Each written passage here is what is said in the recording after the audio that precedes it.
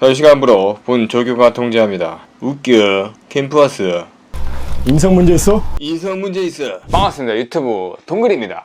요즘에 군대 이런 거 이야기해가지고 뭐 군대 다녀왔습니까? 뭐 이런 얘기 많이 하잖아요. 이런 질문이 또 유튜브에도 많이 지금 올라오고 있어요. 저도 최근에 궁금한 게 딱 생긴 거예요. 원불교의 우리 부교무님들이 군대를 다녀오셨을까? 이런 생각이 조금 들어지더라고요. 당연히 대한민국 남자라면 뭐 군대는 다녀오셨겠죠. 군대라는 게 피할 수가 없잖아요. 그래서 원불교의 우리 부교무님들이 어떤 군인이셨는지가 좀 궁금한 거예요. 부교무에게 물어보살은 부교무님 군대 다녀오셨죠? 순서대로 또 이야기를 또 해볼게요. 공익이신 분도 계세요. 그냥 육군, 해군 뭐 이런 분들도 계시고 다양합니다. 좀 제가 원했던 건 좀 특별한 그런 보직이 있지 않았나 생각한 것도 있었는데 역시나 랜덤이에요. 원불교 교무님 좀 독특하지 않을까? 뭐 이런 생각 때문에 제가 여쭤본 건데, 일단은 저는 어디 갔다 왔을 것 같아요. 저는 육군훈련소에서 조교를 했었어요. 되게 어리버리해 보이지만 그때는 좀 약간 눈매가 좀 무서웠던 것 같긴 해요. 제 목소리가 그때는 힘이 좀 있었던 것 같아요. 지금 힘이 좀 없잖아.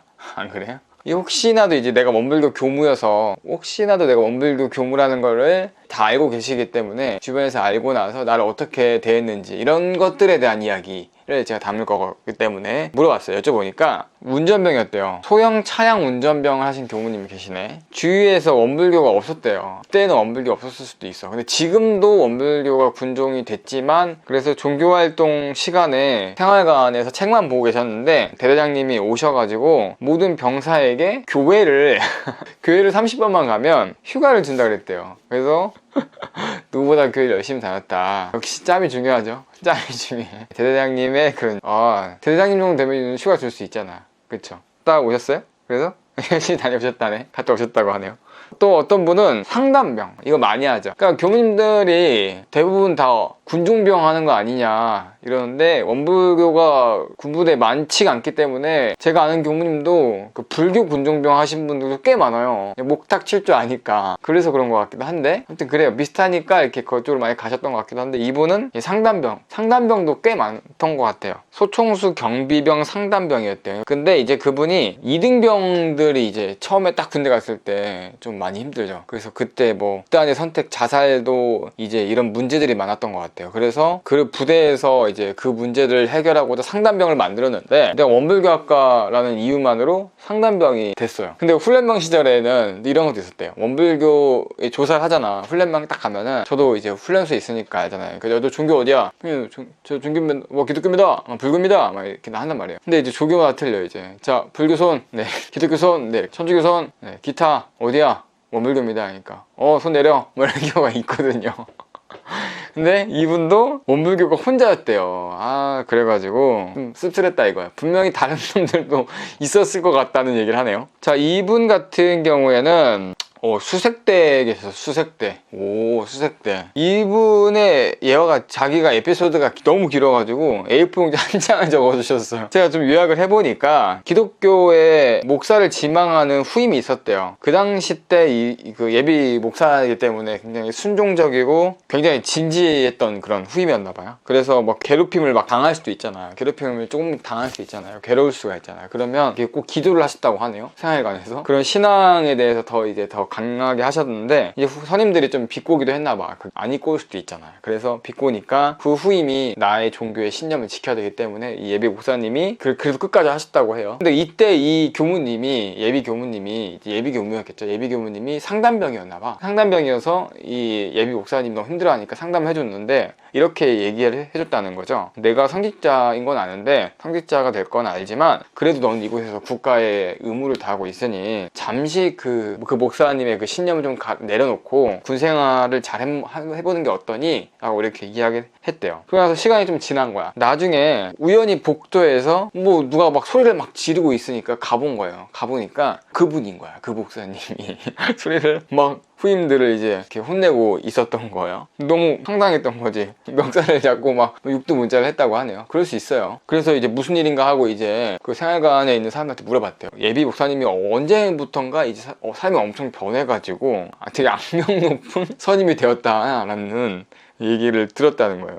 이걸 보면서 어떤 사람을 가르치는 건, 한 생각을 바꿔주는 건 이렇게 사람이 완전 통째로 바뀔 수도 있구나, 이런, 분명 정말 순종적이고 착했던 그런 분인데 갑자기 악명 높은 선임이 된 거야. 이게 진짜 이렇게 가르치는 게 굉장히 무겁고 책임감이 있는 거구나 라는 생각을 했다고 해요. 다른 분은, 이분은 경찰이셨네. 정경. 여러분 정경 아세요? 의경과 정경이 있는데 정경이었는데, 이 정경이니까 이제 훈련소에서 있던 얘기를 좀 해주시네요. 훈련소에, 논산 육군훈련소에서, 중대에서 원불교를 안 보내주는 문화가 있었어요, 그때는. 왜냐면 너무 적으니까. 이거 제가 얘기할 수 있는데, 조교들은 숫자가 제한적이잖아요. 근데 주말에 훈련병들을 데리고 종교를 인소를 가야 된단 말이죠. 원불교가 한 명 혹은 없단 말이에요. 그러면 한 명을 데려다 주기 위해서 조교 한 명이 이제 가서 같이 왔다 갔다 해야 되기 때문에 좀 인력 소비가 좀 있다고 생각한 거죠. 그러니까 원불교는 안 보내주는 문화가 있었을 수 있어요. 저희 때도 그랬기 때문에. 근데 그때 내가 원불교 예비교문인 걸 알고 훈련소에 있는 교무님이 직접 이 중대에 오셔가지고 자기를 구출해줬다고 하네요. 이런 케이스가 진짜 감사하죠. 저도 훈련병 때 그 김홍기 교무님이 그때 훈련하는 담당 교무님이셨는데, 저인 거 알고 이제 한 300명 정도 원불교 이제 법회를 보는데, 지금도 얘기할 수 있어요. 이거 좀 문제를 낸 거야. 이거 문제 내가 맞히면 피자 2판 준다는 거예요. 와. 여러분, 훈련병 때 피자 2판이면 영웅이거든요, 영웅. 가지고 갈 수도 없어, 심지어. 왜냐면 조교들도 못 먹고 있는데 피자를, 훈련병이 피자 2판이라니. 근데 문제가 뭐였냐면, 이거 맞힐 수 있는 문제가 피자 2판?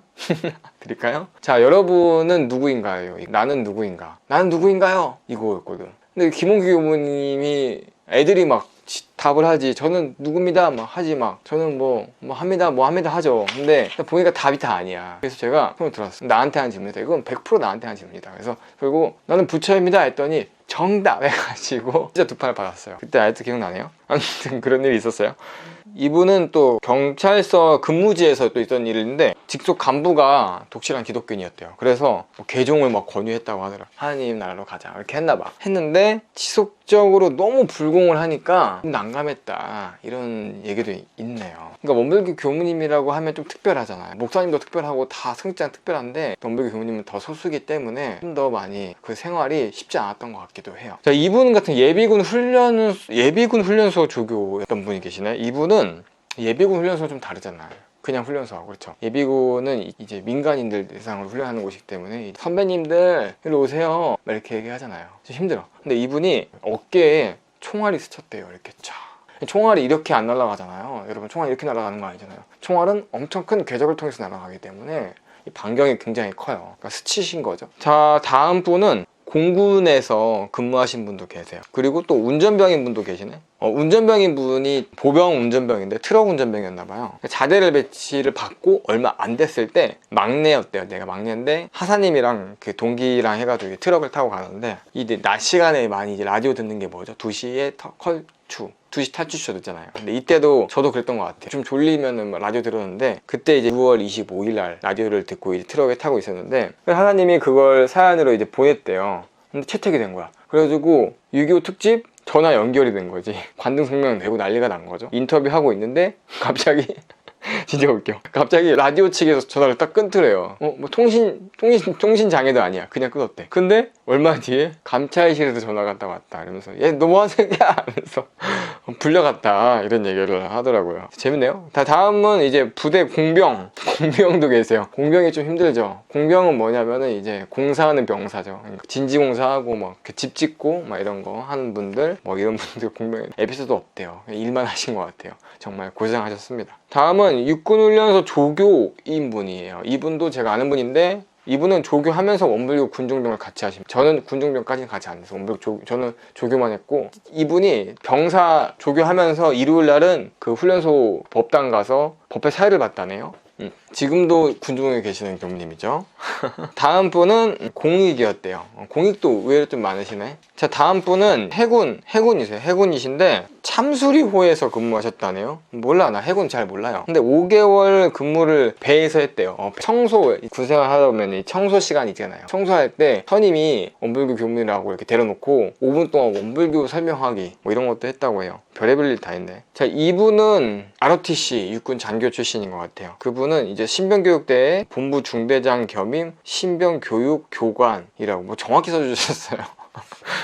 정확히 써주셨어요. 아무튼 감사합니다. 네. 근데 이번 에피소드 들어보면 사단장님이 부대에 왔대. 함께 이제 부대 방문을 함께 이제 순찰을 도는데 우리가 이런 거 있잖아요. 스타 이상은 이제 말을 대화하면은 무섭고 겁내 말실수하면 막 떨단 말이야. 근데 이분은 이렇게 우연찮게 이렇게 인연 따라서 이야기를 하게 된 거예요. 그래서 너무 따뜻했고 너무 소탈했던 인간미가 있었던 걸 느꼈다라고 하네요. 정말 좋은 추억인 것 같아요. 이건 진짜 친구들이랑 얘기할 때 자랑거리 되죠. 그다음에 간부들이랑 족구대를 하는데 대대장님이랑 같은 편이 됐는데 토스 공 올려주는 거 딱 하는데 실수했대요. 실수를 해가지고 갑자기 대대장님이 갑자기 화를 내가지고 족구도 못하고 뭔가 이 족구를 하고 있는데 나는 지금 운동을 하고 있는데 뭔가 일을 하고 있는 기분이 들었다, 이런 얘기가 있었습니다. 제가 보니까 군대 생활은 대부분이 다 평범하게 하시는 것 같아요. 딱 오셨을 것 같고 군종병 얘기가 좀 있으면 좋았는데 아쉽긴 한데 오늘은 뭐 여기까지 하도록 하겠습니다.